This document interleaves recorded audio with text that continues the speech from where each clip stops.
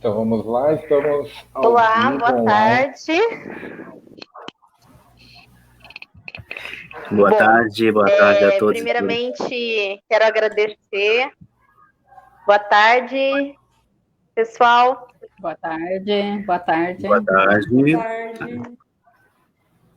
Bom, primeiramente quero agradecer já a presença de vocês aqui com a gente nesse momento, que é tão importante, um tema tão pertinente. Então, hoje nós faremos um diálogo antirracista, onde abordaremos a questão do racismo estrutural e a sua negação na sociedade brasileira. Temos 3 convidados muito importantes aqui com a gente hoje, e eu vou apresentá-los. Então, temos a Lucilene Felipe Gomes, que é assistente social e mestre em serviço social pela Pontifícia Universidade Católica de São Paulo, discutindo o tema de políticas públicas para as juventudes. Graduanda em Direito pela Universidade de São Francisco, atua há mais de 15 anos no terceiro setor, é ativista do coletivo Rede Articula Juventude, REAJO, e assistente social do Serviço Especializado de Proteção Social à Família, no SESF da Ação Forte. Temos também o Júlio César da Silva, é pernambucano, mora em Sumaré já há 15 anos, casado e pai de 2 filhos lindos. É professor de filosofia na rede estadual de ensino e educador social na rede socioassistencial de Campinas. É militante do coletivo Revolucionar Preciso e leciona no cursinho popular Sabotagem de Sumaré. É educador da Oficina de Cidadania e Protagonismo Juvenil da Ação Forte. E Paola Caterine dos Santos Miguel Agardi, mais conhecida como Paola Miguel, engenheira da computação, formada pela Pontifícia Universidade Católica de Campinas, é fundadora do coletivo de mídia alternativa Bom de Mídia, militante do movimento de mulheres negras e do movimento LGBTQI+, foi eleita vereadora de Campinas no dia 15 de novembro pelo Partido dos Trabalhadores, para mandato de 2021 a 2024. Parabéns, Paola. Bom, agora a gente vai dar, então, início à nossa conversa sobre racismo, e o Felipe vai fazer um texto introdutório para a gente, e aí a gente prossegue. Então, vamos lá. A introdução, né, o assunto que nós iniciamos para essa conversa é o racismo, né? Uma fala antirracista, na verdade, porque o racismo está aí em todos os lugares, em todos os momentos, e nós queremos, com essa conversa, empoderar, trazer esse assunto antirracista, para que nós possamos melhorar, aprender, né, divulgar essa fala antirracista, mostrar para todos que nós somos pessoas, somos iguais, queremos direitos de vida, de viver, de aprender, de ter nossas famílias, de ter nossos filhos, de um modo igual para todos. E é com esse pensamento que nós trazemos essa live, trazemos esse assunto para todos e compartilhar desse conhecimento. Por isso que nós trouxemos pessoas que sabem falar, que têm essa luta, que traz esse conhecimento, que ensina em diversos ambientes, diversos locais.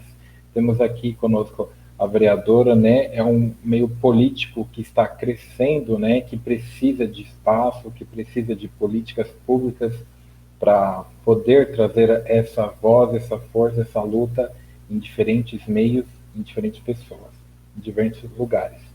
Então, essa é a nossa introdução, né? Para isso, pensamos no que está acontecendo agora. Temos na mídia muitas lutas, assassinatos, coisas muito ruins acontecendo.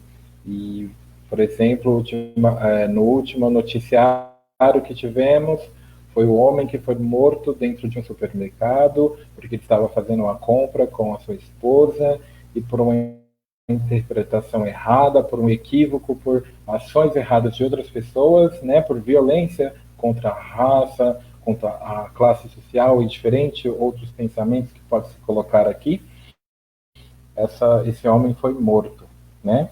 E também de outros meios, outras pessoas que foram mortas a tiro, a facadas, a diferentes mortes, diferentes violências, não só físicas, mas verbais, psicológicas, e é isso que a gente questiona hoje. Muito obrigada pela fala, Felipe. Então, podemos dar início com a Paola, falando um pouquinho sobre o tema. E aí, cada convidado tem aproximadamente uns 10 minutos para compor a fala, e podemos iniciar. Bom, primeiro eu quero agradecer. Vocês estão me ouvindo bem? Tá, primeiro eu quero agradecer aqui o convite por estar participando dessa live hoje. Queria também dizer que esse ano foi um ano muito importante para as lutas antirracistas, né? Esse grande movimento que surgiu ali com o assassinato brutal do George Floyd, que se espalhou pelo mundo inteiro, né? Ele começou nos Estados Unidos, fez a gente refletir muito de como que a gente poderia, inclusive, ter políticas públicas que olhassem principalmente para a questão da abordagem policial, né? Que ninguém nunca discutiu. Muitos jovens negros são assassinados todos os dias. Em Campinas, a gente teve um caso esse ano, onde a Guarda Municipal assassinou um jovem na região do Osiel, o George. E por que a gente precisa sempre lembrar os nomes, né? Tem o George Floyd, tem o George do Osiel de Campinas, tem o Beto Freitas, que também foi assassinado, porque isso também faz com que a gente não seja apagado da história, porque senão a gente só é mais uma estatística, a gente só é mais um jovem negro, a gente só é mais um negro, e aí as pessoas esquecem os nossos nomes também. E isso não começou de agora, isso começou muito lá atrás, quando pessoas escravizadas vieram para o Brasil, os nomes foram trocados, as famílias e as tradições foram tiradas, e hoje, para a gente também conseguir fazer uma luta antirracista, a gente precisa reforçar isso, né? A gente precisa reforçar de onde nós somos, nossas origens. Então, por isso que é muito importante, todas as vezes que a gente for se apresentar, no meu caso eu não fiz aqui, mas, por exemplo, eu sou filha de Nelly Miguel, que é professora, sindicalista, e muito do que eu sou hoje dependeu muito do que ela também fez, né? De todo o caminho que ela seguiu. Professora sindicalista, não tinha com quem me deixar, mãe solo, sempre estava me levando nas atividades, e aí começou minha formação política. Então, a gente consegue observar que a luta antirracista é muito antes, ela está de quando a gente não tem, inclusive, seguridade alimentar para a gente militar, para a gente lutar por aquilo que a gente precisa.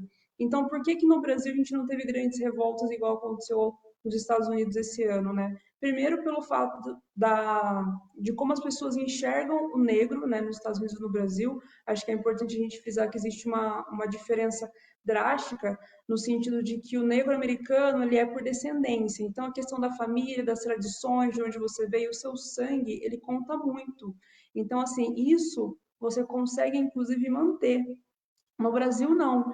É dados por muitas vezes, por um detalhe do cabelo, do nariz, o tom de pele. Então, esses pequenos estereótipos que a gente tem do imagem do negro faz, inclusive, a gente se dividir e não ter movimentos como aconteceram nos Estados Unidos. Além disso, por que esse movimento acontece até hoje? Porque quando pessoas negras saíram da África enquanto reis e rainhas vieram para o Brasil serem escravizadas, houve essa separação, houve divisão.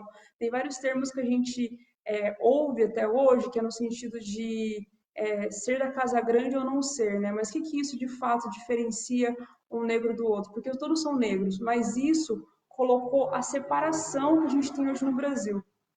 E isso a gente vê o reflexo até hoje. Quando a gente fala, por exemplo, de campanha eleitoral, que eu acho que não tem como a gente fugir disso, ainda mais agora que a gente acabou de passar pelo segundo turno, é o fato de que a gente teve um aumento nas câmaras municipais de jovens mulheres negras, porém, isso ainda não é o bastante, né? Vou dar o exemplo de Campinas. Em Campinas, a gente tem 4 mulheres que foram eleitas, e isso é um recorde. E tá todo mundo falando disso, mas assim, numa Câmara que tem 33 vereadores, apenas 4 mulheres, será que a gente deveria estar comemorando isso? Claro que é uma vitória, porque é um aumento significativo da última legislatura para essa. Porém, ainda é um número muito pequeno do que a gente realmente precisa. E a gente tem que colocar as mesmas questões para a questão do negro. Então, qual é a quantidade de negros que a gente teve eleitos na Câmara Municipal? Isso foi contado, isso foi contabilizado ou está sendo invisibilizado também? Então, tudo isso que a gente precisa fazer na racista começa pelo não apagamento das nossas histórias e para a gente não ser simplesmente mais um número. Quando a gente fala também de Brasil, a gente precisa pensar em outras coisas, que é o fato da gente ter na grande mídia, né, na história, o que é trazido para nós? Né? Tem um exemplo que é clássico, que é da Dona Benta, do Sítio Pica-Pau Amarelo. Né? A Dona Anastácia cozinha, mas o nome do doce é Dona Benta. Então, por que a gente está ali sempre na história, mas a gente nunca é lembrado como parte da história? Então, quando a gente fala de espaços políticos, né, espaços de poder, é justamente para isso, porque não basta eu, Paola, ser formada em engenharia de computação, ter segurança alimentar para militar, mas sendo que os meus irmãos e irmãs não têm isso. Muitas vezes não tem nem a oportunidade do emprego, quem dirá de ter acesso à universidade. Então, a gente precisa construir políticas públicas para que a gente consiga diminuir a desigualdade que existe na nossa cidade, no nosso país, e a única maneira disso ser feito é através de pessoas que sintam na pele, apesar de ser clichê isso, mas sintam na pele de fato o que é esse racismo que mata todos os dias. Porque quando nós também somos silenciados e não podemos falar sobre aquilo que estamos sentindo, por as pessoas considerarem isso mimimi, também é um tipo de racismo, mas que ele é de uma outra forma, muito mais silenciosa, que ela acaba destruindo com a nossa mente também. Então, assim, quando a gente chega num momento, em 2020, que a gente consegue ter uma live onde a gente discuta, inclusive, o que é ser antirracista, isso já é uma grande vitória, porque as pessoas conseguem ouvir e entender que tudo aquilo que ela estava sentindo, não sabia explicar, tem um nome. Então, esse racismo que no Brasil ele é estrutural, ele tem que ser destruído, desconstruído, mas para que isso aconteça, a gente também precisa falar disso. E não só nós negros, mas também os não negros, porque essa luta antirracista, ela afeta os negros de uma maneira muito cruel, mas ela só vai ser vencida quando as pessoas não negras também entenderem o que é ser antirracista, para não continuarem reproduzindo muitas vezes as piadas que reforçam estereótipos que não existem, ou os ditados que a gente tem já, que as pessoas dizem como cultura popular, e reforçam uma coisa que não é real. Então, assim, como que a gente se torna uma pessoa antirracista?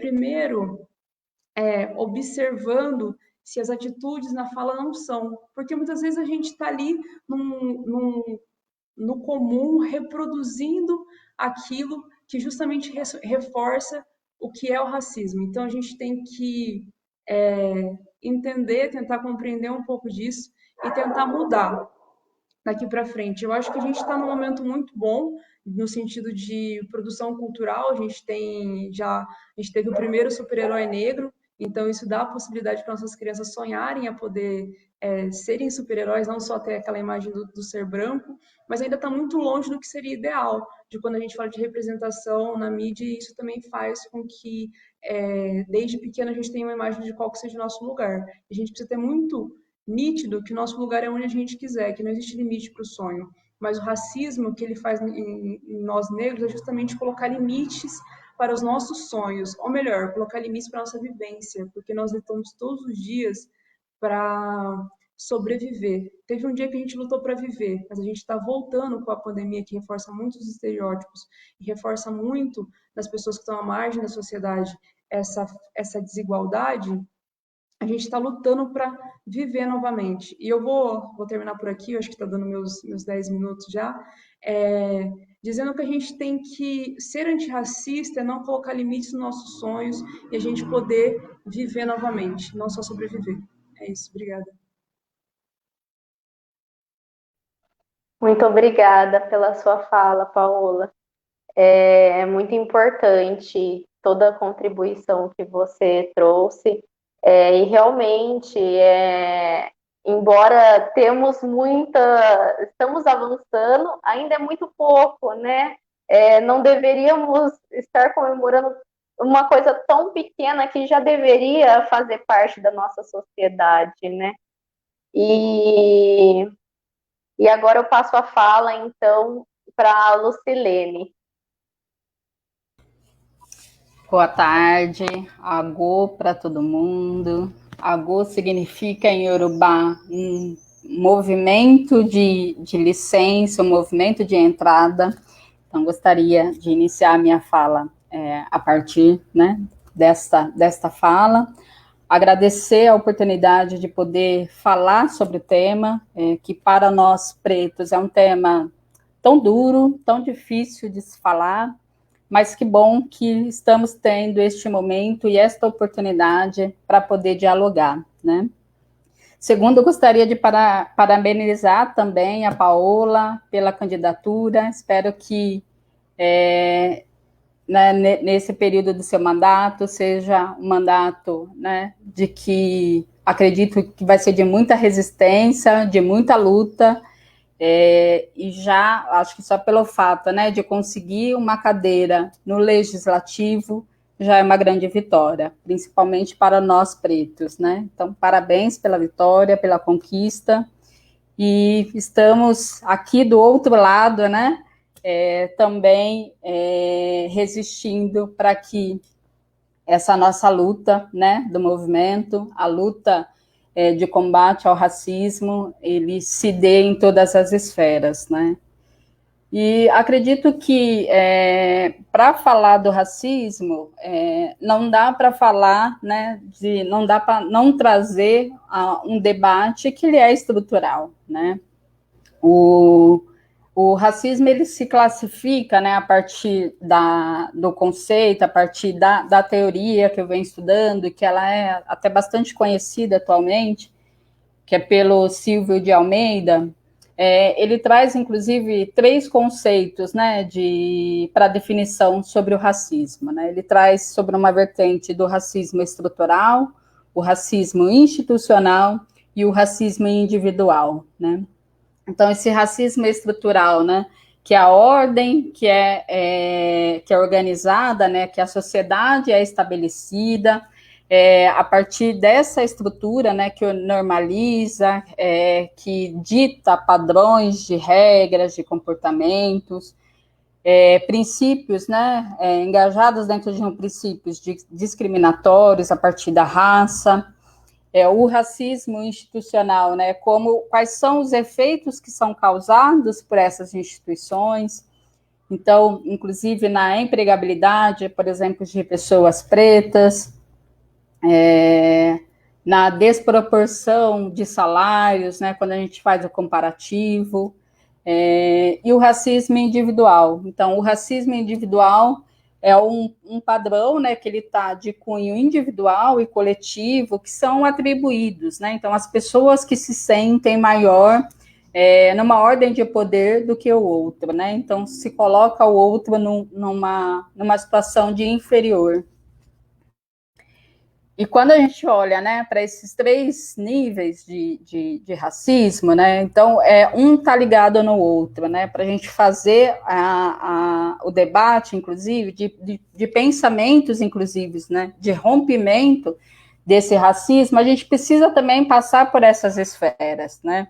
Não adianta eu pensar somente no racismo estrutural e não pensar no racismo individual e coletivo, né, porque ele também está enraizado em cada um de nós, né? E aí eu pensei, dentro desse tempo da minha fala, acho que tentar contextualizar a partir de um marco legal, né? O que a lei, na verdade, enquanto ordenamento que a gente tem jurídico, enquanto leis de defesa, que a gente tem constituído no Brasil, né? E aí a primeira lei, né, que a gente traz a temática do racismo foi na Constituição do Império, em 1824, foi aonde que que trouxe na esfera da educação, a educação como um direito. Então, os negros, naquela ocasião, libertos, eles poderiam ter direito ao estudo. Porém, para ter esse direito ao estudo, ele tinha que deter recursos, né? Então, ele tinha que deter terras.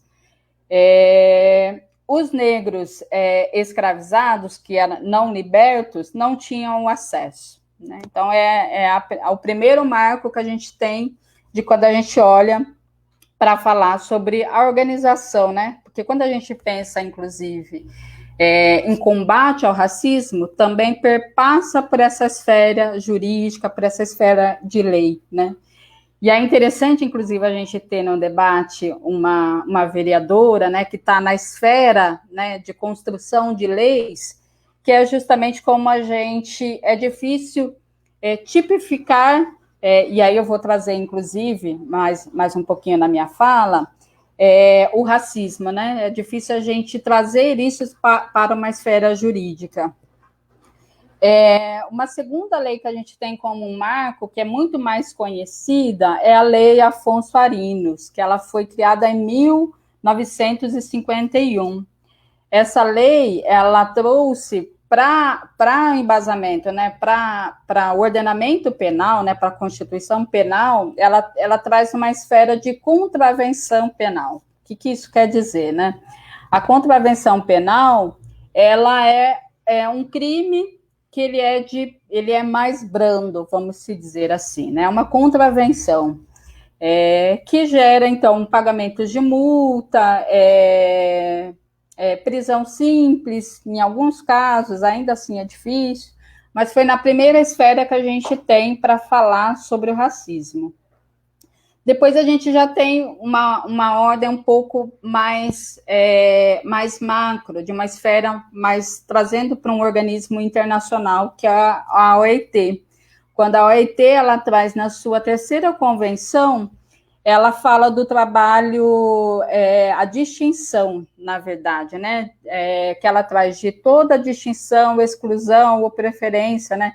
Baseada na raça, na cor, na religião.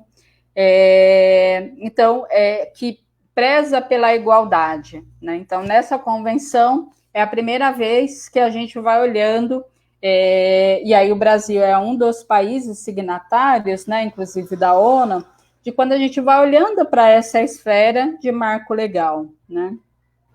Ainda dentro desse organismo, a gente tem a conferência, né, a Convenção Internacional para a Eliminação de Todas as Formas de Discriminação. Então, novamente, a gente olhar para a relação, né, da questão da discriminação racial dentro de uma esfera internacional. Mas o maior marco que a gente tem é na nossa Constituição Federal.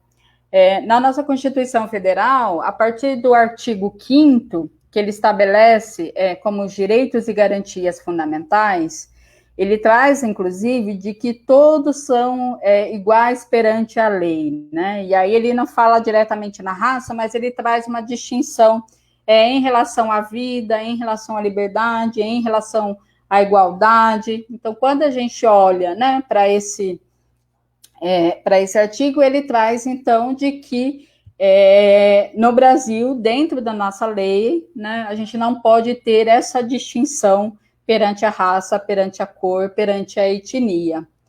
E aí também ele traz como uma punição muito mais grave, né? Então sai daquela esfera de contravenção penal e aí ele já passa a, inclusive, para tipificar realmente enquanto prática de crime de racismo.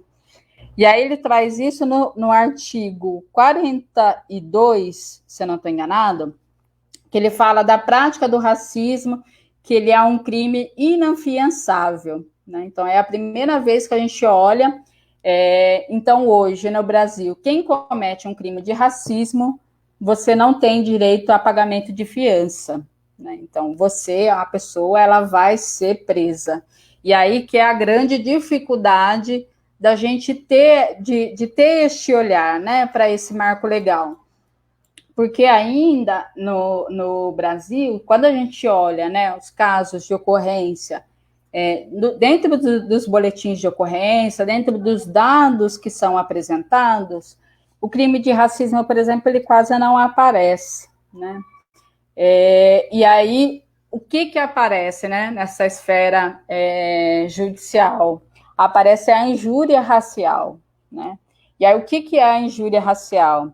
A injúria, ela traz de uma ofensa já na esfera individual, então, enquanto indivíduo, quando fere a honra de alguém, né? Então, ofender a honra de alguém pensando dentro da questão da relação da raça e cor, né?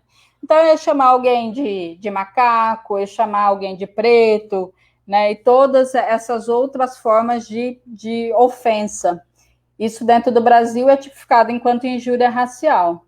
E quando a gente pensa no crime de racismo, que aí é muito mais difícil para ele ser tipificado, ele vai para uma esfera coletiva, né? E aí, o que é essa esfera coletiva? É pensando diretamente na questão da raça, né? Olhar a integralidade, né, da distinção, de eu fazer uma distinção da raça, neste caso que a gente está falando, da raça preta, da raça negra, né? E aí, como que ele se dá essa esfera do racismo, né? De fato, de tipificar. Quando eu nego acesso, por exemplo, ao negro, né? De dizer que ele não pode utilizar um elevador, ele tem que utilizar o elevador de serviço, ele não pode utilizar o elevador social.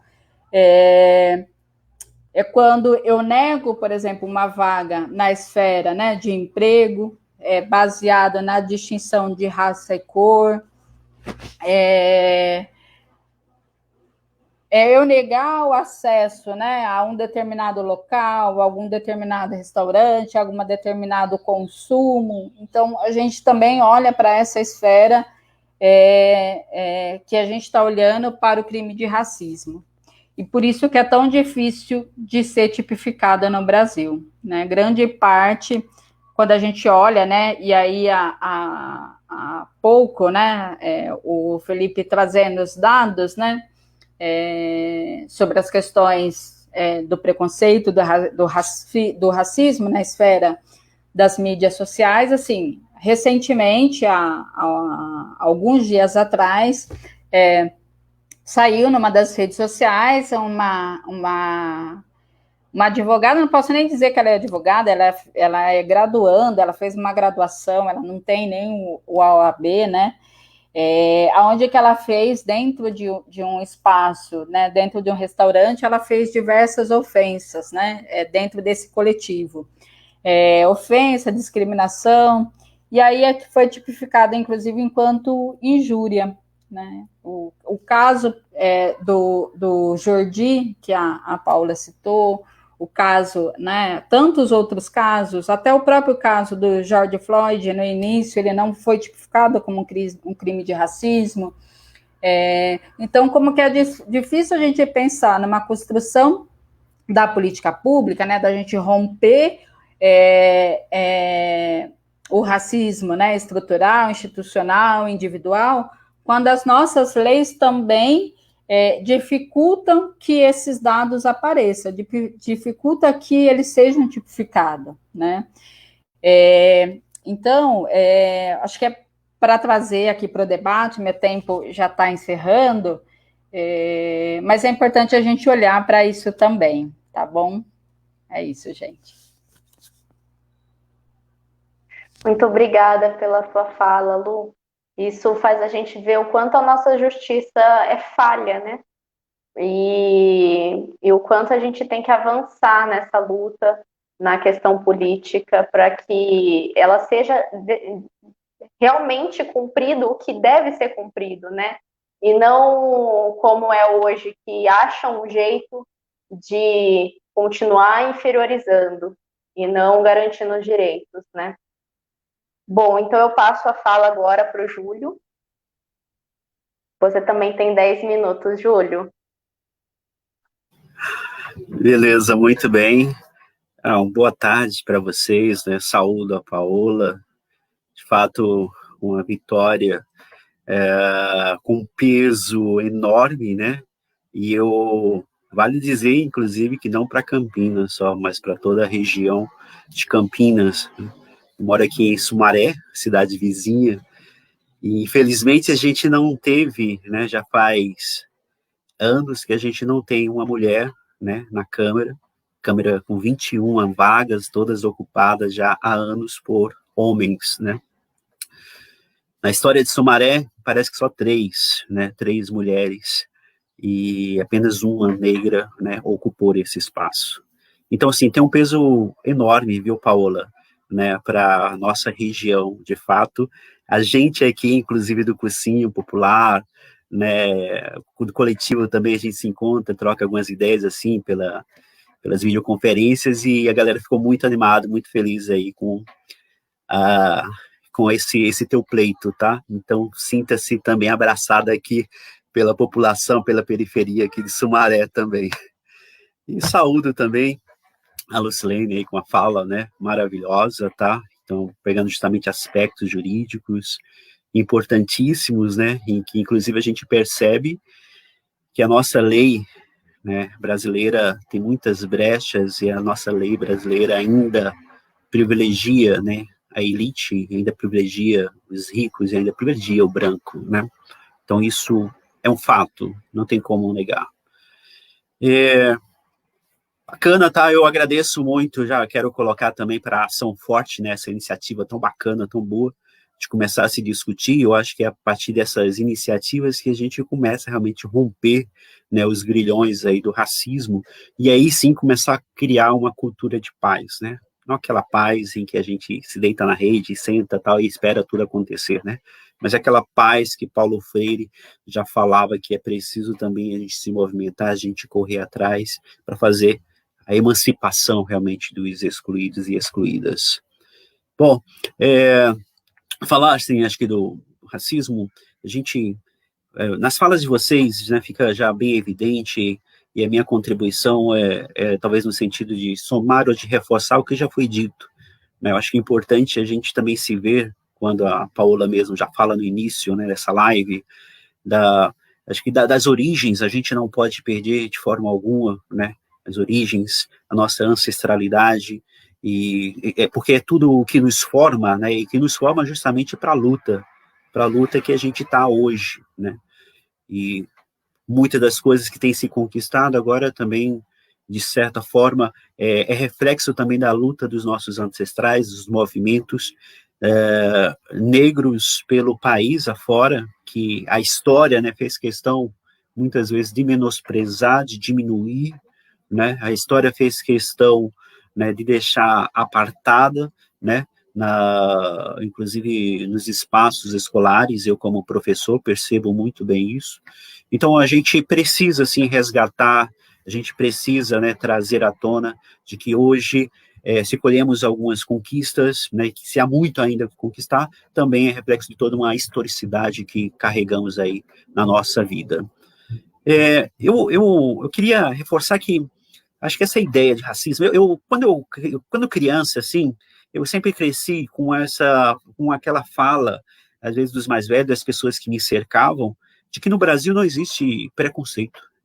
Eu não sei se isso já aconteceu com vocês, que no Brasil é um país maravilhoso, em que todo mundo vive bem, e que não há discriminação, que não há preconceito, que não há racismo. Eu sempre nasci em alguns ambientes, em alguns espaços, escutando muito essas falas, né?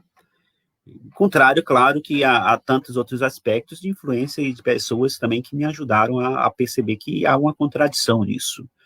E aí a gente vê, né, sim, e ressaltando principalmente que o presidente agora acabou de falar isso, mas não é novidade, né, vindo de quem vem. Essa ideia do mito da democracia racial, né, da democracia racial, em que todo mundo convive muito bem aqui, em que não há aquela segregação tão evidente, né, que se assemelha aos Estados Unidos, aos norte-americanos, ou aquela mesmo, né, do apartheid lá na África do Sul, em que realmente tinha-se banheiro para negros, banheiro para brancos, índios, ônibus para negros, ônibus para brancos. Aqui no Brasil não se tinha isso. Então, se construiu muito essa ideia de que, então, se não somos semelhantes aos Estados Unidos, não somos semelhantes à África do Sul e a outros países que têm escancarado, assim, né, as placas, quem pode e quem não pode entrar. Então, aqui não existe preconceito, não existe racismo, né? Mas tudo isso não passa de uma grande bobagem. E aí a gente que sente na pele, a gente que mora na periferia, agora há pouco mesmo, estava pensando se ia conseguir, de repente, fazer essa live ou não, porque os capitães dos matos estavam aqui ao redor, né? Então, um monte de polícia aqui no bairrozinho aqui de Sumaré, onde eu moro, no condomínio, e o helicóptero também, faz 10 minutinhos que foram embora, tal, mas é isso, né, a gente está na periferia, a gente sofre constantemente essas situações, eu fico pensando se de repente lá no Cambuí, se de repente lá no Alphaville, a polícia chega também dessa forma, desse jeito aí, com o helicóptero fazendo alarde e tal, mas também nada contra como, né, venhamos e convenhamos. É um parênteses aí que eu abri. Eu queria dizer, então, eu não quero me prolongar, porque muito já foi dito, mas eu queria dizer a respeito dessa democracia racial, né, que esse mito que se foi criado há muito tempo aqui. No Brasil, há sim um racismo, né, muito forte, há sim um racismo muito, muito violento. Ele talvez não se configure aos moldes lá dos Estados Unidos, da África do Sul e de outros países. O fato dele ser, às vezes, velado, o fato dele ser, às vezes, sutil, não tira, né, não tira a mesma violência, a mesma brutalidade que ele acontece, né, e ele acontece. E aí a gente viu vários casos. Semana passada, né, vimos a situação lá do João Alberto no supermercado do Carrefour, né, situação, assim, de deixar a gente muito comovido, né, e a gente viu que aquilo ali é um racismo estrutural, institucional muito forte mesmo, né, aí teve grande repercussão, e que bom que teve grande repercussão. Eu queria entender, de repente, até esse papel que a mídia está tendo.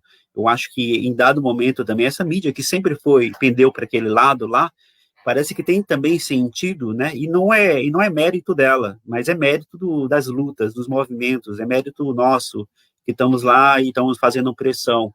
Ela está percebendo que precisa realmente dar voz, né, a esse grito aí que está, né, dentro da gente. Aí, a semana passada também, teve aquela vereadora, né, uma das vereadoras mais eleitas, inclusive lá em Santa Catarina, né, negra também, que sofreu várias perseguições. Hoje foi passada também na televisão, uma vereadora aqui de São José dos Campos, que eu não me engane, também, né, sofrendo ameaças. Então, assim, a gente precisa ocupar esses espaços, a gente sabe que não vai ser fácil, né, a luta, ela não é passiva, não pode ser passiva, aí seja da população negra, seja também daqueles que se colocam em atitude solidária, também, precisamos nos colocar em atitude solidária. Eu não sou mulher, né, eu sou homem, mas se há uma das demandas mais importantes que a gente precisa ter, inclusive para ocupar os espaços, né, no legislativo, é que precise ocupar por mulheres e principalmente por negras, né? Eu defendo isso, eu desejo isso. Aqui em Sumaré estamos muito tristes porque não tivemos nem uma mulher e nem negra, né? Mas em Campinas temos, né, a Paola, e é isso. Então, para finalizar minha fala, não estender muito, então acho que queria dizer isso, né? Que há sim um racismo que é velado, que é sutil, mas que é tamanho perverso como em outros lugares do mundo fora. Né, a Paola falou muito bem, né, a Lu também, mas os aspectos das políticas públicas que são tão importantes. Não podemos pensar o racismo apenas no fator micro, né, individual, de indivíduo para indivíduo, mas precisamos pensar também que há políticas públicas, que há um Estado, há políticas públicas que são necessárias e há um Estado que é muito opressor. Há uma sociedade, no macro, que também é muito opressora, né? Como professor e já trabalhando muito isso, há um filósofo, né, chamado Michel Foucault, francês, que ele fala do biopoder, ele fala que o racismo, ele primeiro tem uma função de segregar, de separar as pessoas, né? E separa de acordo com as características, às vezes, biológicas primeiro, né? E vai separando e vai segregando. E tem uma segunda função, que aí é muito mais brutal ainda, de que separando vai se criando, de repente, grupos, esses grupos, de repente, por serem brancos, né, merecem viver mais do que aqueles grupos, por serem negros, né? Então, começa-se uma espécie de higienização também, de higienização. Então, vamos, né, num linguajar mais popular, vamos passar a limpa, né? Vamos passar a limpa, aí vem o extermínio, né, da população negra, né, da população jovem, principalmente da periferia, né, aí acontece de forma, às vezes, sutil, né, com a falta de habitação, né, com os presídios superlotados, né, acontece com a falta de saneamento básico, e aí você vai vendo assim, poxa, né, nesses lugares, né, na favela, na periferia, onde os serviços públicos quase não chegam, onde o Estado quase não chega, ou quando chega realmente para espancar, chega realmente para matar, né, vai se acontecendo todas essas outras formas de extermínio, né, de extermínio disfarçado, de extermínio sutil, né, quase que para passar uma higienização mesmo, para passar uma limpa, né, aí foi realmente o que aconteceu em muitos grupos aí, inclusive alicerçados também pela ciência, né, a ciência, os cientistas lá do Hitler e de outras galeras mais aí, que buscaram uma higienização geral, né, para, de repente, conservar uma raça pura, né, essas coisas todas. Então, acho que é muito importante a gente realmente fazer esse debate, fazer essa discussão e tentar, cada vez mais, né, formar as pessoas aí para uma compreensão maior acerca disso. Maior, eu sei que já está finalizando o meu tempo, mas só para dizer, né, só para dizer da importância realmente da gente fazer um debate como esse, porque quando a gente fala assim, olha, que fulano não pode ser discriminado, não pode ser preso, não pode ser julgado pela sua cor, né, a gente está querendo dizer, né, como o caso mesmo do João Alberto, que falaram, ele tinha uma ficha criminal gigantesca, né, ele como qualquer outro cidadão ou cidadã, precisa responder, sim, pelos seus crimes, precisa responder, mas a sua cor não pode ser, né, não pode ser um critério, não pode ser, né, um peso para ele ser condenado ou para ele ser julgado, né? Acho que é importante ressaltar isso. Só. Muito obrigada pela fala, Júlio. Acho muito importante essa sua fala de a gente reconhecer que a gente é sim um povo racista. Muitas vezes eu ouço as pessoas comentando, eu não sou racista. Mas não, a gente tem que entender que todos somos, porque é algo que está impregnado, e como a Paola disse no início, a gente reproduz sem consciência. Às vezes a gente não tem consciência de que a gente está reproduzindo uma fala racista, e eu acho que o primeiro passo para a mudança realmente é isso, é assumir que somos e em busca de mudar essa realidade. Então agora a gente vai dar início nas perguntas, tá? O Felipe vai fazer as perguntas. A primeira pergunta a gente pode começar com a Lu, pode ser, Lu? E aí, em sequência, vocês podem complementar a Paola, o Júlio, e aí eu vou chamando vocês, tá bom? Então vamos lá, Felipe, pode iniciar. Então vamos lá. Nós falamos agora há pouco, né, todos falaram, sobre o racismo estar enraizado na nossa cultura dentro de um âmbito social, né?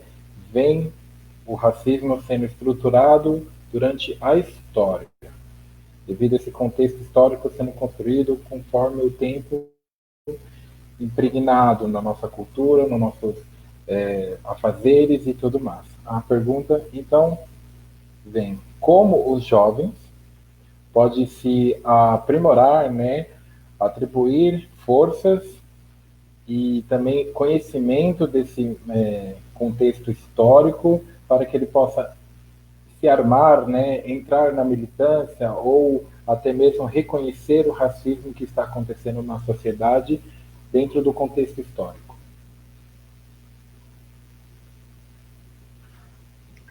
Tá, uma pergunta bem ampla. Vou ver se eu consigo aqui ajudar. Bom, eu acredito que, primeiramente, acho que como uma das formas, como um dos elementos, primeiro eu vou falar do jovem negro, né? O reconhecimento da sua identidade, da sua relação com a sua etnia, né? Do seu pertencimento enquanto preto. Acho que esse é um dos primeiros fatores, né? Como a Paola trouxe na fala, né? Durante esse período, se a gente for olhar, né, do período da abolição até agora, na história do Brasil, é um tempo muito curto, né?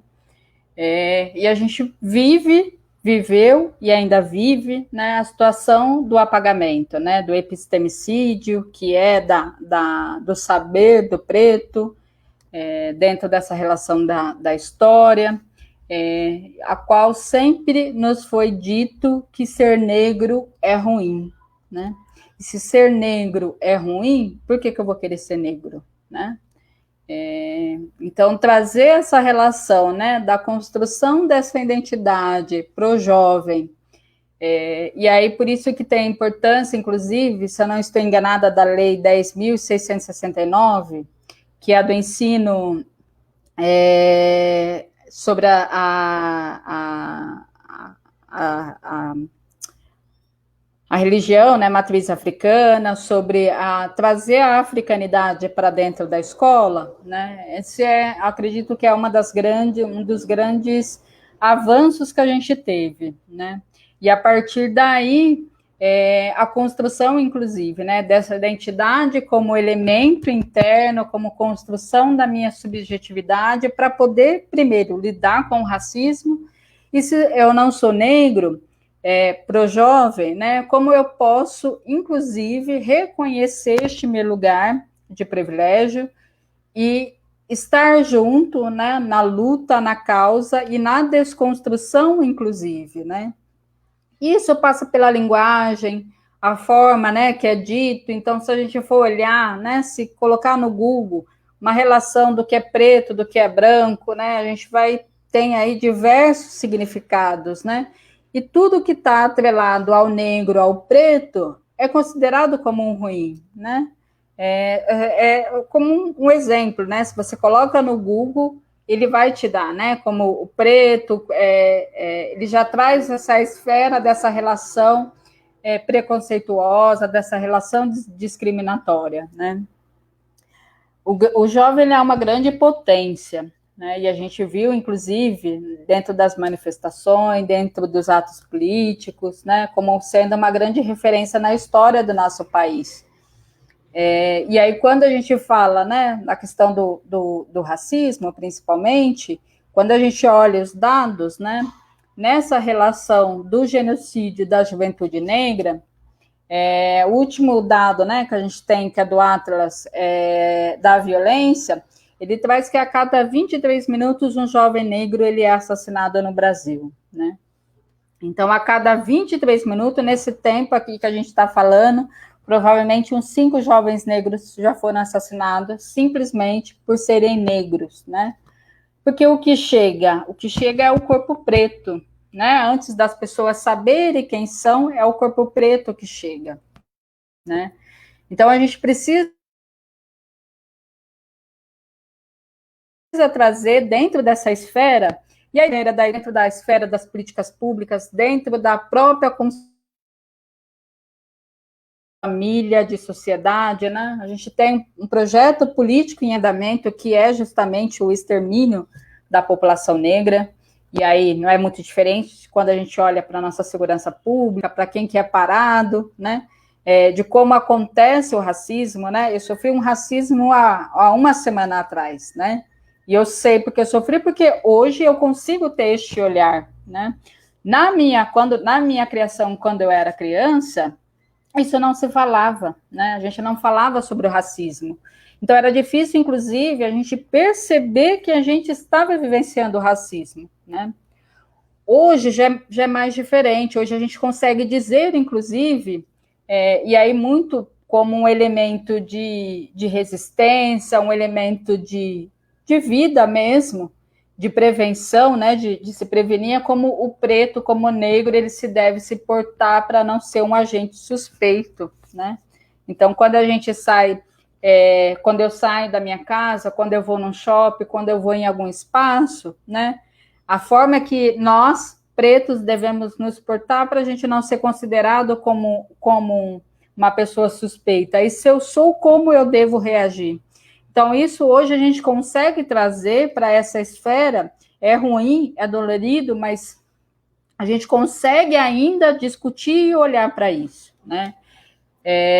Então, eu trago como uma esfera, desde da importância da educação e da criação da lei, então, da gente poder discutir isso na educação básica, educação infantil, mas também não só com uma responsabilidade da escola, é uma responsabilidade de todos nós, né? De nossa sociedade, então, todos os espaços que a gente perpassa, fazer sempre essa discussão, né? E o jovem, como com toda a irreverência, com toda a especificidade do ser jovem, como um ser também que acho que é muito mais atuante, né? Acho que muitas vezes corre muito mais o risco nesse enfrentamento, né? Acredito que seja isso, gente. Obrigada, Lu. Paola, gostaria de complementar alguma coisa? Júlio? Eu gostaria. Primeiro, eu queria dizer que a Lucilene trouxe toda a questão histórica, que acho que é muito importante para a gente entender esse momento, esse novo movimento que a gente também está vivendo. Queria dizer que a lei, né, que ela citou, 10.639, ela é uma lei importantíssima para a gente conseguir entender qual que é a nossa história real, não só porque muitas pessoas, quando elas veem, né, a abolição da escravatura no Brasil, elas principalmente enxergam o seguinte: foi o branco que foi o benfeitor, um belo dia ele acordou iluminado, assim, eu vou lá libertar os negros, entendeu? E quando a gente coloca isso, quando a gente traz essa lei, é justamente para a gente ter a formação real de que as pessoas negras que saíram da África eram reis e rainhas, vieram para o Brasil serem escravizadas contra a própria vontade, e que toda a história que vem depois disso, né, foi com muita luta que isso conseguiu. Senão a gente também não teria nomes lembrados até hoje, como o Zumbi dos Palmares, que a gente tem o dia 20 de novembro, que é o Dia da Consciência Negra também, para a gente lembrar de toda essa luta. Uma coisa que me deixa muito frustrada é porque, assim, eu sou negra o ano inteiro, não tem um dia que eu acordo que eu não sou negra, mas a gente só debate o negro em novembro. Então, assim, todo o movimento que começou por conta do George Floyd, ele quebrou um pouco isso, né? Porque a gente começou a discutir um pouco antes o que seria essa questão dessa abordagem policial, esse racismo estrutural que está sendo trazido. Esse debate começou antes, mas a gente também não pode deixar que ele morra agora, né? Que a gente vira o ano que a gente também esqueça que isso tudo aconteceu em 2020, porque 2020 ele foi um ano muito penoso de quando a gente olha para as questões raciais. E uma outra coisa, a pandemia também foi para as pessoas negras. Então, logo quando a pandemia começou, a gente não sabia como ela ia se espalhar nas favelas também, porque é uma outra forma de você se organizar enquanto comunidade. E é onde vive a maioria da população negra do Brasil, né? Então, todo esse estudo de como também impactaria o fato da gente ter que ficar em casa em lockdown, quando a gente tem um Brasil que está na informalidade, como que seria o impacto disso, principalmente para as pessoas negras? E aí, a Luciane colocou a questão da juventude. A juventude, de um modo geral, para conseguir o primeiro emprego, já é muito difícil, né? Porque você tem que disputar o mercado de trabalho com quem tem experiência. E quando você fala do jovem negro, isso é pior ainda. Muito difícil um jovem negro conseguir emprego antes dos 18 anos, muito por conta da questão do exército também, mas pelo fato de você ter outras questões ali, né? Mas e a credibilidade que as pessoas não dão também? O fato de se portar, tem uma frase que foi utilizada num grande jornal, né, quando tudo isso começou a aparecer, pela Maju, que é justamente o seguinte: preto parado é suspeito, preto correndo é culpado. E é justamente isso que a polícia enxerga, né? Que muitos dos agressores também enxergam. E a gente fica muito debatendo no movimento negro o que é ser negro, o que não é ser negro, mas é muito simples, é só a gente perguntar para um policial o que é ser negro, né? O fato do estereótipo que ele tem do negro também. Eu não estou dizendo que isso aqui para generalizar, eu acho que tem muitos policiais que já estão com uma visão antirracista, como o caso do Prior em São Paulo, mas ainda é um número muito pequeno para conseguir proteger a nossa população. Então, quando a gente fala da juventude negra, a gente tem que lembrar alguns pontos. O primeiro ponto é que a gente não tem a construção da imagem do negro, que ele pode ser qualquer coisa. E aí eu vou voltar para a grande mídia para conseguir dar alguns exemplos, mas é o fato assim, a gente não tem médicos negros nas novelas. A gente tem onde que o negro é colocado. O negro geralmente não tem família. A gente está vendo agora uma novela de grande sucesso que está sendo reproduzida, né? E aí você tem o negro que é o dono do morro, que é o cara que é o super bandido, mas você não tem a pessoa bem-sucedida também. Então, essa grande mídia vai construindo dia a dia de uma maneira muito mais lenta e muito mais cruel na cabeça das nossas crianças quais são os locais que elas podem estar. E aí é isso que eu falo da questão do racismo ser limitador. Então, muitas pessoas não conseguem nem me enxergar como sendo uma engenheira de computação, porque isso foge do comum. Assim, mas você é mulher, porque as pessoas também não têm coragem de falar assim, mas você é negra. Então, todos esses pequenos detalhes que são limitadores, principalmente para a juventude, quando ela não consegue se reconhecer em espaços, principalmente vou falar um pouquinho de cultura pop, né? Quadrinhos, novela, filme. Agora a gente tem alguns filmes que mexem um pouco mais com a questão do terror para pessoa negra, né? Como a gente tem o Corra, que é belíssimo, a gente tem o Pantera Negra, que é o primeiro herói negro a ter um filme que foi de grande sucesso, de grande bilheteria, e a gente tem um outro movimento também crescendo. O capitalismo viu o quanto é importante reforçar a coisa do negro. Então, você tem muitas coisas que estão sendo criadas nesse momento, maquiagem para negro, produtos para cabelo para negro, você tem algumas roupas que agora estão chegando aqui, que são tecidos africanos, para a gente relembrar a nossa ancestralidade, mas a gente também precisa lembrar que a gente só consegue estar nesses espaços se você tem um poder aquisitivo um pouco mais alto. Então, assim, o capitalismo, né, que é tão cruel também nesse sentido, ele traz assim, mas agora eu estou valorizando o negro, mas a gente consegue comprar essas coisas, por isso que a gente precisa de políticas públicas para a gente tentar diminuir a desigualdade, porque quando a pandemia vem e ela tira a possibilidade de você concluir uma universidade porque você não consegue mais bancar aquele curso que não era EAD e virou EAD e você perdeu o emprego, isso acontece com quem? Com o jovem negro.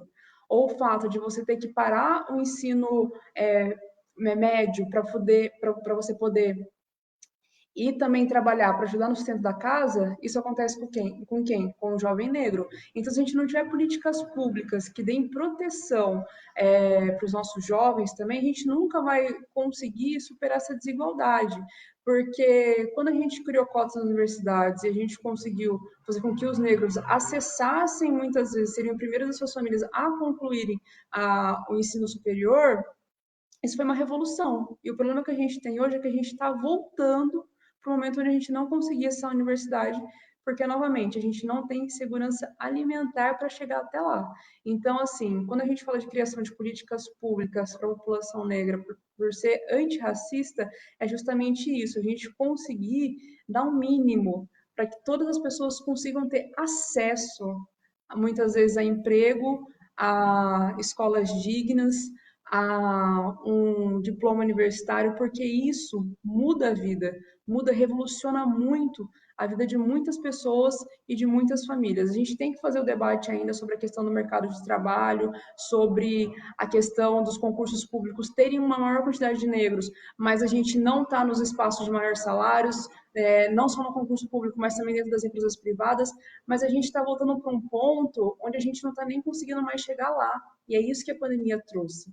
É isso que a pandemia está trazendo de novo, as limitações, e é isso que não só a pandemia faz, mas o que o racismo faz muito forte todos os dias, é limitar. A gente pode chegar até aqui. Depois daqui, para você chegar, você precisa não ser negro. E é isso que a gente tem que mudar. E é isso que eu quero mudar com a construção de um mandato que eu espero que seja muito representativo, e todo mundo que quiser construir com a gente, sendo de Campinas ou sendo de fora, viu, Júlio? Vamos construir juntos as políticas públicas para a gente conseguir mudar a nossa realidade e nossa realidade na cidade de Campinas, a região metropolitana.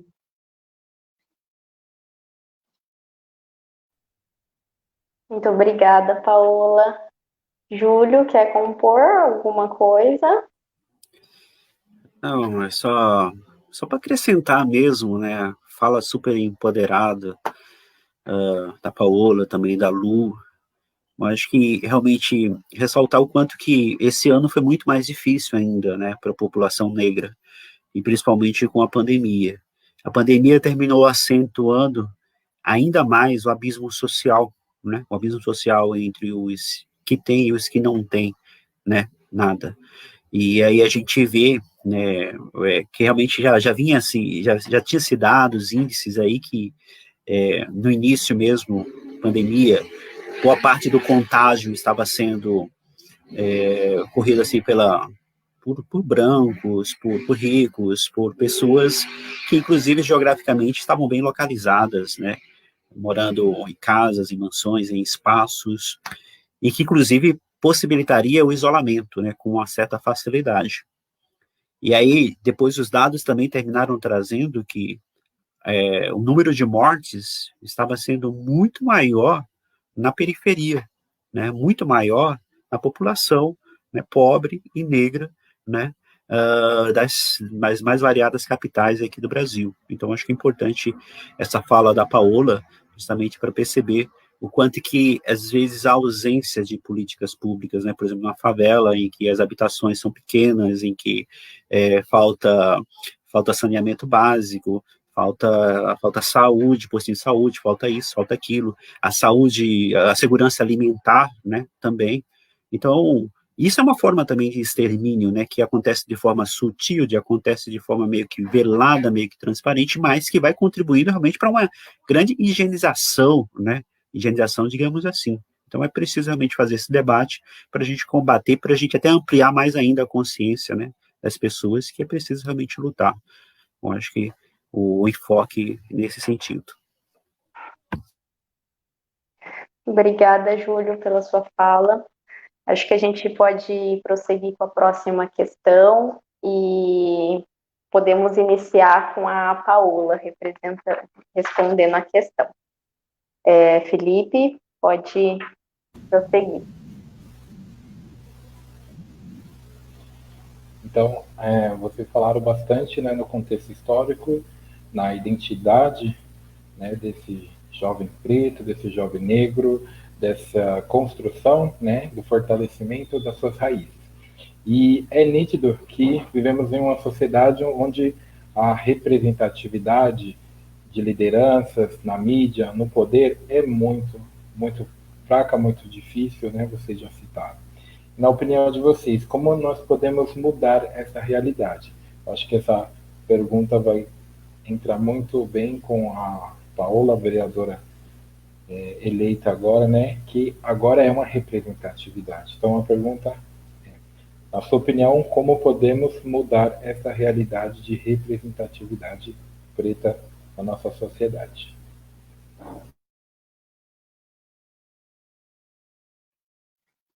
A maneira da gente mudar essa representatividade é lutando. Não tem muito como fugir disso. Para a gente estar nos espaços, para a gente ocupar os espaços, para eu conseguir nesse momento, espero que eu possa estar fazendo isso da maneira correta, representando as pessoas nesse momento, a gente tem que lutar. E essa luta não é individual. Essa luta não é só minha, assim, não é um desejo simplesmente meu, vou lá representar. É uma luta que ela é coletiva. Todo mundo precisa ter o mesmo objetivo. A gente quer mudar a sociedade, a gente quer fazer diferente, a gente quer fazer construção de políticas públicas para as pessoas, todos aqueles que não são lembrados pelo poder público. A gente tem que fazer isso de maneira coletiva. Então, quando a gente pensa em representatividade, primeiro a gente precisa se perceber, entender quem nós somos. Eu acho que aí você trouxe muito bem, Felipe, a questão da ancestralidade. Então, eu sou uma jovem negra que cresci na periferia e tudo isso fez com que eu tivesse dificuldade para acessar alguns locais. Então, isso hoje me dá vontade de querer mudar, para que os que virão depois de mim tenham outras dificuldades. Não que as dificuldades acabarão comigo, mas assim, as dificuldades que eu tive, eu não quero que os meus irmãos, os meus filhos, os meus netos passem por isso, entendeu? Então, por isso que eu estou nesse espaço, mas a única maneira de a gente conseguir estar aqui é lutando, se organizando, tendo espaços onde a gente possa discutir tudo aquilo que nos aflige, porque também é uma problemática muito grande quando a gente fala de juventude, a questão da saúde mental, e então a gente precisa ter esse espaço de segurança e fazer a construção de políticas públicas a partir do povo, a partir de quem está disposto a construir, mudar, lutar e quer fazer uma maneira diferente, consegue enxergar uma maneira diferente de fazer as coisas. Eu costumo dar sempre o exemplo de que a gente somar 2 mais 2 e esperar que vai dar 5, isso não vai acontecer. Então a gente precisa ou mudar as variáveis, né? Mas desse jeito não está funcionando, vamos tentar uma outra abordagem, tentar um outro coletivo. Mas nunca a gente pode desistir da luta, porque aí quando a gente desiste da luta, a gente deixa, inclusive, que os nossos agressores vençam, porque a gente está se omitindo, a gente tá se silenciando também.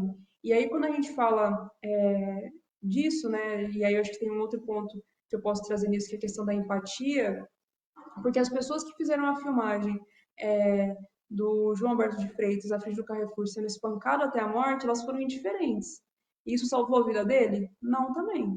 Então a gente precisa lutar e combater todos os dias, inclusive a indiferença, porque a indiferença mata tanto quanto o racismo. E é uma coisa que a gente simplesmente deixa passar porque não quer se envolver. Não existe isso. Não tem o não se envolver. A gente tem que se envolver, a gente tem que lutar, a gente tem que cada dia buscar meios onde a gente consiga fazer com que essa luta aconteça. E esse mandato que eu sempre costumo dizer que ele é nosso, porque ele não é meu, né?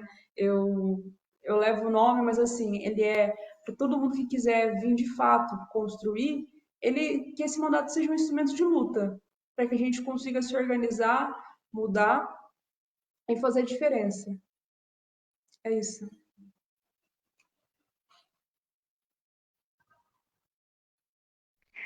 Muito obrigada pela sua fala, Paola. Júlio, gostaria de complementar? Lu, gostaria de complementar a fala da Paola? Sim, concordo plenamente. Acho que a Paula traz de uma forma muito, muito bacana, de fato, o que a necessidade, né? Eu acredito que também, né, que os espaços, né, coletivos, ele nos fortalece, né, o aquilombamento, mas também, além dessa esfera, né, do aquilombamento, da gente estar junto, eu trago sempre também uma reflexão da construção da política pública, mas uma política pública que ela também seja eficaz, né? Que ela também, além de ser inclusiva, ela seja acessível e que, de fato, ela rompa com as desigualdades sociais, né? Porque quando a gente olha, por exemplo, né, trazendo para a esfera das cotas, né, a gente teve uma maior número de jovens sendo inseridos nas universidades públicas, né? Porém, esse jovem, muitas vezes, só a matrícula, só a garantia desta vaga, não garanta que ele vá conseguir concluir, né, a sua formação, né? Então, quando a Paula traz, né, a relação da segurança alimentar, a relação da moradia, é preciso também que essa política ela seja inclusiva nessa esfera, né? Eu garanto, por exemplo, um exemplo a matrícula, mas também em comum, eu garanto a alimentação, eu garanto a moradia, eu garanto o acesso à tecnologia. porque eu vejo hoje, eu atuo numa política social, uma política de assistência social. Essa política pública, ela não discute o racismo, como também a gente atende mulheres vítimas de violência, e a gente também não discute sobre o machismo. E aí, como que a gente rompe quando eu olho para uma política social que grande parte dos usuários dessa política são justamente a população preta, né? Então, se eu não faço nenhuma construção, nenhuma discussão em relação a isso, não basta eu também só ter a política pública, né? Essa política pública, ela precisa perpassar por esses debates, ela precisa perpassar por esse alicerce que ele é fundamental no rompimento dessas barreiras, né? Então, sim, eu acredito que através, né, do fortalecimento da coletividade, do aquilombamento, mas quando a gente pensa numa garantia de que a política pública, ela de fato garanta, né, a equidade e a igualdade, né, na mesma proporção, né? Porque se eu garanto somente uma igualdade e não penso numa equidade, que é olhar para essa especificidade, a gente não consegue romper, né? Então, são questões que eu venho trazendo para minhas reflexões, para as minhas práticas, atuando dentro de uma política social, que a gente também precisa fazer esses debates.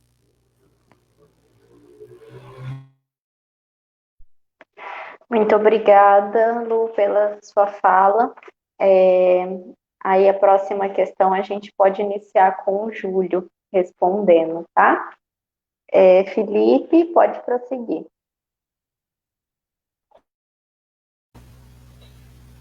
Muito bem. Então, a próxima pergunta vai girar em torno da mídia social. Sabemos que a mídia social é uma ferramenta que é utilizada tanto para disseminar o ódio, disseminar os haters, né? A mídias sociais, mídias populares como rádio, televisão, mas também é usada para ser uma ferramenta contra a favor da luta, a favor do antirracismo, né? E como podemos utilizar essa ferramenta para melhorar, né, para nos empoderar, para trazer a fala antirracista. Legal, bacana. Muito importante a pergunta, né? Principalmente a gente perceber a importância da mídia, né? A gente, em dado momento, a gente via, assim, anos atrás, a gente via um papel muito importante que a mídia convencional tinha, né? Aí eu falo da TV, falo rádio e tudo mais. O papel importante que tinha na sociedade, né? Mas um papel não muito importante na promoção de direitos ou na promoção dessa tão sonhada e desejada justiça social que a gente que está inserido, que a gente que milita, né, busca.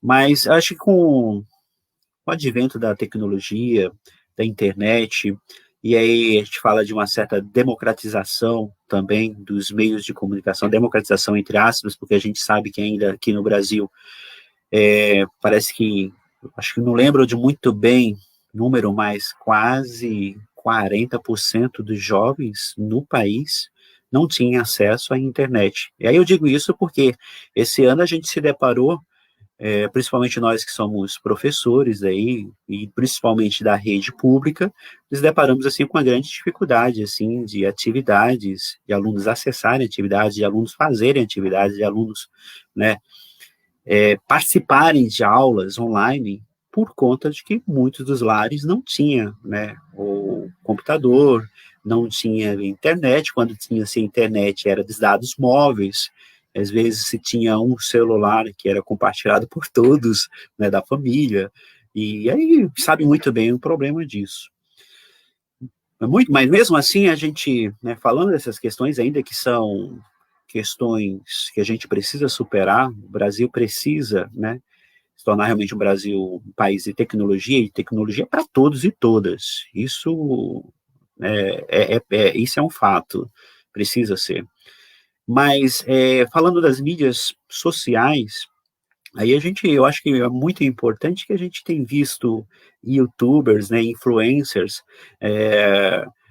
negros, negras também se colocando, se posicionando, né, pessoal da periferia, e aí, né, a gente não vê mais aquele monopólio, né, da mídia convencional, mas a gente vê aí brechas, né, brechas de atuação, né, a gente vê aí os saraus, a gente vê os slam, né, também aí aquelas disputas de poemas, de poesias, assim, de rua, né, então eu acho muito importante, sim, o papel da mídia, a mídia que está se reformulando, a mídia social que está se reformulando, e a mídia social em que muitos jovens estão, né, ocupando e estão fazendo a luta, coletivos também estão ocupando e estão fazendo a luta. Nessa pandemia, tivemos a oportunidade, eu mesmo com o coletivo nosso aqui, de fazer ciclos de discussões aí para pensar, né, as eleições aqui no nosso município, e aí tem outros coletivos aí também, né, fazendo discussões, chamando a galera para o debate, para a formação, né, para pensar, né, questões dos direitos humanos e tal.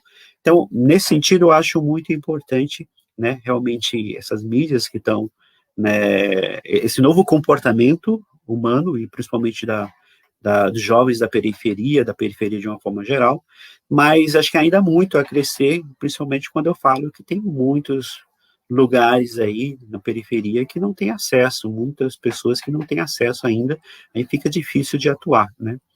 Mas, nesse sentido, eu acho que estamos vivendo um momento muito novo. Eu acho que esse momento novo, principalmente nas mídias sociais, fez com que também as mídias convencionais repensassem o seu papel, né? E repensando o seu papel, começaram também a acolher demandas sociais, né? Acolher demandas sociais. A gente vê, por exemplo, um IPTV da vida, quando se teve, não lembro qual foi, um comercial, uma propaganda, acho que foi no ano passado, não, foi no Dia Internacional das Mulheres, não sei se vocês lembram disso, em que internautas começaram a questionar, né, porque na sua grande maioria, né, de funcionários não ter um negro, não ter uma negra, né, e aí começou de repente a mudar, e agora tem, né, aquela repórter que está sempre colocando. Então, acho que é importante, eu precisava fazer uma manutenção no meu dente em uma escola meio que especializada e tal, e eu sempre me incomodava quando eu ia para lá, todo o corpo de funcionários, de estagiários, tinha 30, 40, 50, eram todos brancos e brancas, e eu questionava também. Então, acho que isso é um pouco a gente vê que a estrutura é muito forte ainda, né? A institucionalização também do racismo é muito forte ainda, mas acho que estamos rompendo. E aí a mídia social, ela vem para contribuir também com esse rompimento também, contribuir, inclusive, com essa mudança de paradigma também, de mentalidade também, né, nesse sentido. Muito obrigada, Júlio. Lucilene, gostaria de complementar alguma coisa? Sim, não, eu tenho uma relação de amor e ódio, né, com a tecnologia, com as mídias sociais, né.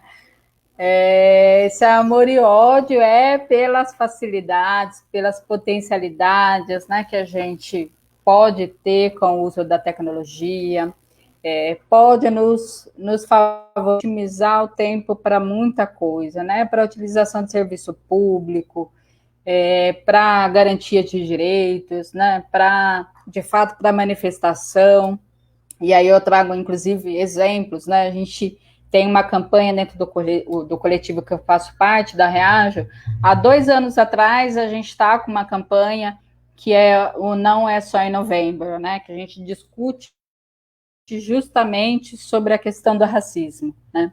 E aí, dentro dessa campanha, a gente tem uma plataforma online que a gente traz dados, traz notícia, traz informações, e esse ano ficou muito mais forte, muito mais evidente, justamente por conta da temática, que é uma parte da campanha, que é a publicação das fotos com o punho empunhado, das pessoas falando, né, das suas práticas antirracista ou das práticas, né, que sofreram racismo e as formas de rompimento, de superação, né, internamente para cada um.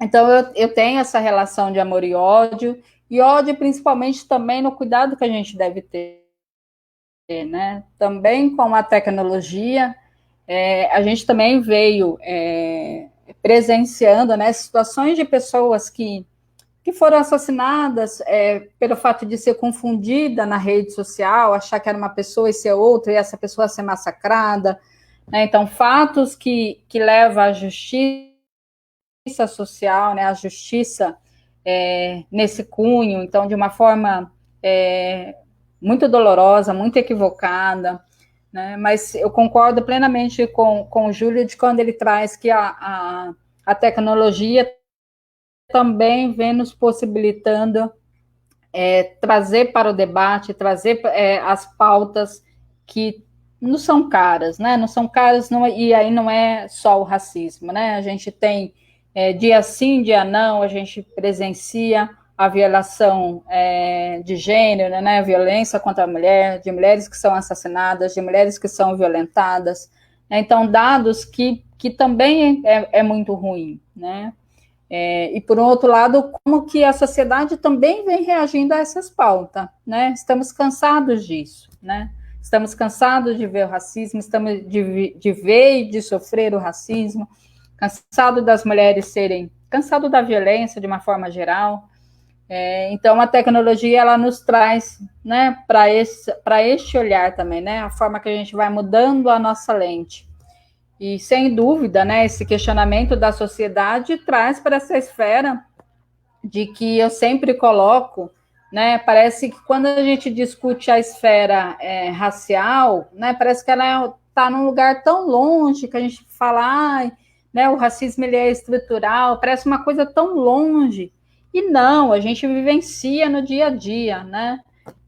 Eu vivencio nas minhas práticas, vivencio quando eu vou buscar emprego, né? Eu fiquei, um serviço que eu estava, encerrou, né, conveniado com a prefeitura, e aí nesse período de relocação do trabalho, eu vivi 3 racismos, dentro de processos seletivos, dentro de organizações, né? Então, assim, a gente não é uma coisa longe, né? É uma coisa muito próxima. E aí, quando a gente vai trazendo isso para essa esfera de publicizar, né? Vamos dar cara, vamos dar nome, vamos dar dados, é uma forma da gente ir rompendo com isso, né? E sim, faz muita diferença eu ter uma representatividade, né? Na Câmara, né? No Judiciário, nas mídias, né? No jornal, né? Eu poder me olhar e falar, tem um igual, né? Então, isso são as quebras, são as formas de acalento mesmo, da gente romper com essa sociedade que é nos tão cara, né? Que é tão dolorida. E aí a mídia, para mim, né? As mídias sociais vêm com essa relação. Muito obrigada, Lu, pela sua fala. Também compartilho dessa relação de amor e ódio com as mídias. Acredito que, assim, por mais que hoje a gente vê mais notícias, né? O racismo ele sempre existiu, só que hoje com a mídia a gente consegue ter uma noção da proporção que ele está acontecendo. Só que também, ao mesmo tempo, como a Paola tinha mencionado, as novelas, os telejornais ainda têm pouquíssimas representatividades. Então, é uma ferramenta aí que a gente tem que lutar cada vez mais para estar a favor dessa luta. Podemos... calma aí que saiu aqui. Posso fazer um complemento podemos rápido? Passar para a Paola, se a Paola quiser complementar a fala, fique à vontade. Um complemento bem rápido, assim, eu fui fundadora do coletivo de mídia alternativa em Campinas Bom de Mídia, sou da área de tecnologia, né, acho que não tem como eu falar nada diferente de que as redes sociais são a melhor e pior coisa que aconteceu na humanidade, né? Ela é a melhor coisa porque aproxima as pessoas, a gente pode fazer live de qualquer lugar do mundo, se encontrar e as pessoas conseguem assistir. A gente na pandemia utilizou muitas ferramentas sociais, a gente tem diversas locais onde a questão do WhatsApp e várias outras ferramentas são a única forma de comunicação, até mesmo a única forma de você encontrar sua família.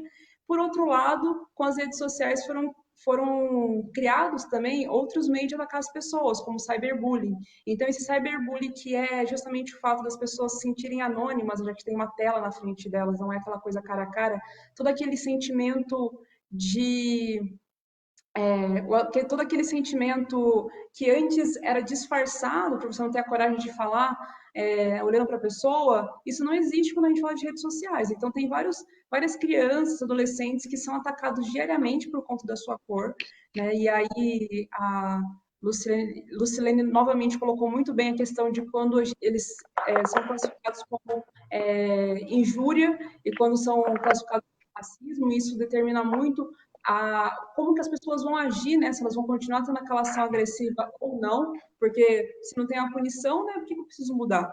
Então, o cyberbullying que foi criado com a disseminação das redes sociais, ele é muito perigoso para nós também, porque traz um sentimento de impunidade para as coisas que a gente vem falando e vem trazendo. E da mesma maneira que a população nas redes sociais pressiona que quando seja discutido um caso de racismo tenha pelo menos um jornalista negro, que justamente aconteceu na maior emissora de televisão que a gente tem hoje, eles tiveram que refazer o programa porque de fato não fazia sentido, elas também estão ali para esconder muitas vezes os agressores, porque é muito fácil você criar um perfil fake e ficar atacando alguém diariamente e diretamente.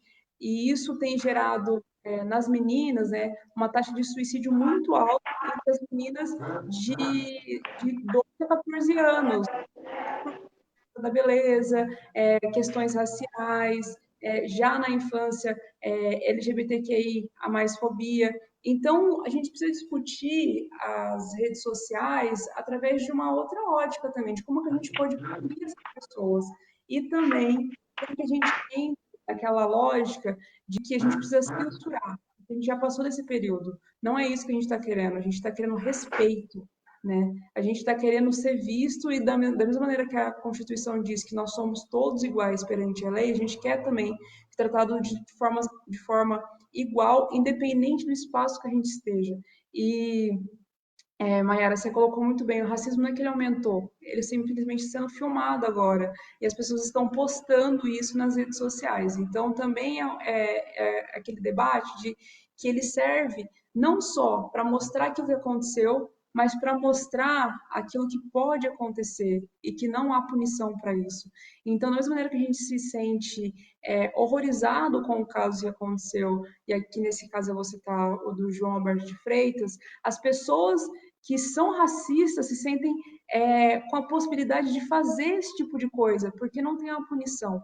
Então, a gente precisa tomar muito cuidado com as redes sociais, porque ela é uma linha muito tênue entre você mostrar aquilo que não pode acontecer e você dar permissão que aquilo aconteça.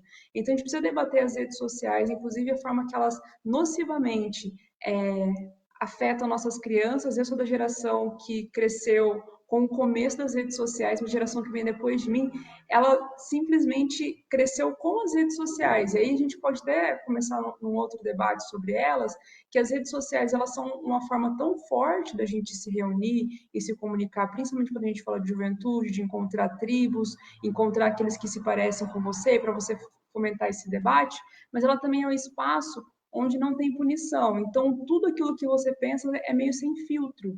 Então, a gente precisa começar a entender como as redes sociais funcionam, como as pessoas se organizam nela e por que elas estão buscando as redes sociais muitas vezes. No espaço de pandemia não tem como a gente fugir disso, mas como também que a gente coloca esses filtros que a sociedade coloca, mas as redes sociais estão tirando.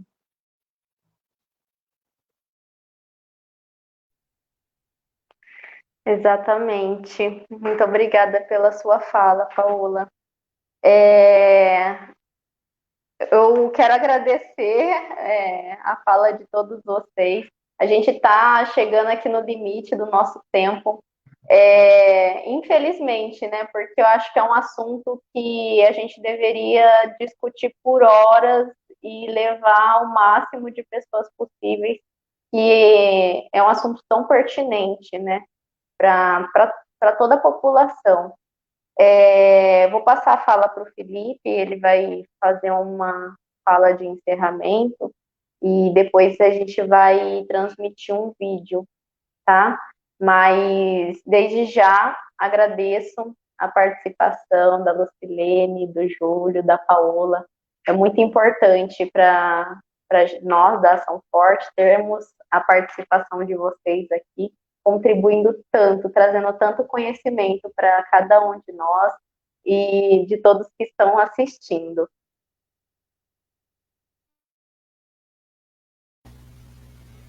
Então, eu levo as minhas palavras também de gratidão. É um momento que eu também aprendi. Espero que essa live, né, que vai ficar gravada aí no Facebook da Ação Forte, possa levar o conhecimento, né, e discussão para todo mundo, né? É um assunto que leva muito tempo para se discutir, não somente em uma live, mas sim em muitos anos, né, de aprendizagem e educação.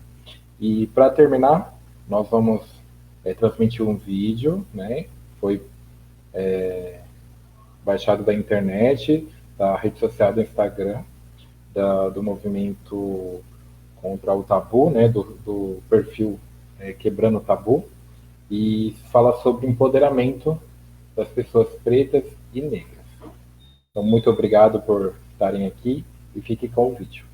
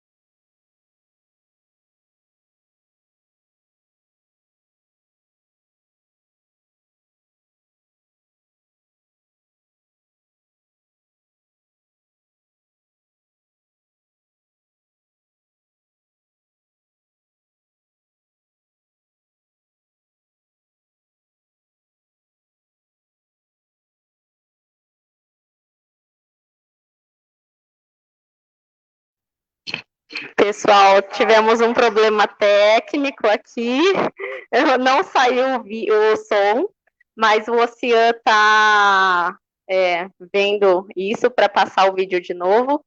Enquanto isso, eu quero, para a gente depois finalizar com o vídeo, terminar com a fala de cada um de vocês nesse momento, que a gente iniciou o vídeo e acabou não passando a fala para vocês. Mas fiquem à vontade, se quiserem falar, contribuir com mais alguma coisa, a fala é de vocês, tá? Aí podemos começar pela Lu, depois a Paola e o Júlio. Bom, gente, eu quero agradecer por essa tarde, foi muito rica, o nosso diálogo, o nosso bate-papo, de um tema tão importante. Quero agradecer também a Ação Forte por se propor a fazer esse debate, não só o debate, né, mas como na luta, nas práticas. Então, agradeço e obrigada, né, pelo convite, por estar aqui e estamos juntos. É isso. Gratidão. Eu quero agradecer a oportunidade de estar aqui também. ouvindo outras pessoas é sempre um aprendizado, né? Espero que eu possa ter contribuído também para o debate. Mais uma vez, muitíssimo obrigada, gratidão. E quem quiser me seguir nas redes sociais, @vaipaola ainda em todas elas, e que a gente possa construir uma Campinas diferente, uma Campinas que seja do povo, pelo povo, construída com o povo. Beleza. Paola, uma Campinas, pensando também na região de Campinas, tá? Seu mandato é muito maior do que Campinas. Bom, eu agradeço também profundamente, tá? Tá no meio, assim, dessas feras, né? É tão importante ouvir e aprender, né? Eu acho que nunca nos falta, né? Essa necessidade, essa vontade de compartilhar os sonhos coletivos, né? Sonhar junto, transformar junto, construir junto, né? Eu acho que isso que mais me move, principalmente com a meta final, que é da tão sonhada e desejada justiça social para todos. Meu agradecimento ao Maicon, né? Ao Oceano também, que está por detrás aí, né, de toda essa parafernália, organizando, o Maicon, que articulou também, o Maiara, o Felipe, é toda a ação forte, com uma iniciativa belíssima. E é isso aí, força para todo mundo, Paola, mandato hiper importante, Lu, né? E é isso aí, gente, muito obrigado.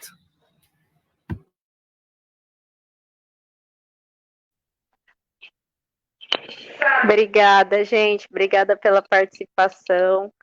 E agora eu vou ver se a gente consegue transmitir o vídeo com som. Só um momento, tá bom?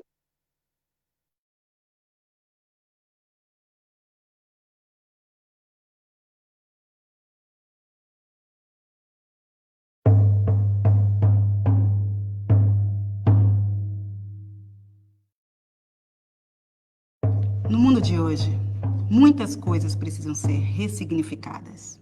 Crescemos ouvindo uma só verdade, só um lado da história. Mas as coisas estão mudando. Um lado da história nos conta que somos feios, incapazes e até nos compara a animais irracionais. Há milhares de anos tentam nos diminuir por ser quem somos. Mas quer saber? Se você quer me comparar a um animal extremamente inteligente, carinhoso, que cuida ferozmente da sua comunidade, de quem ele ama, pode me comparar. Suas ofensas não fazem mais sentido para mim. Eu faço parte de uma comunidade que preza a união, a alegria e a força. Precisei me conhecer e aprender a ressignificar o meu lugar no mundo e na sociedade. O que você diz sobre mim me mostra quem é você, não o contrário. Com a minha ancestralidade, encontrei sabedoria para ficar em paz com quem eu sou e ignorar o que não me acrescenta. Eu represento na pele um povo que já nasceu livre, mas que mesmo assim precisou lutar em busca da sua vida e liberdade. Conhecendo a nossa verdadeira história, estamos retomando o orgulho que carregamos em toda a extensão do nosso corpo. O que te incomoda me dá força. O que te incomoda é a minha força. Então entenda, a minha pele não é o que me define como pessoa. É o que me identifica como povo. Nós somos a pluralidade e a diversidade que existe nesse país. A história precisa ser recontada e reparada. Não há mais nada que possa nos parar.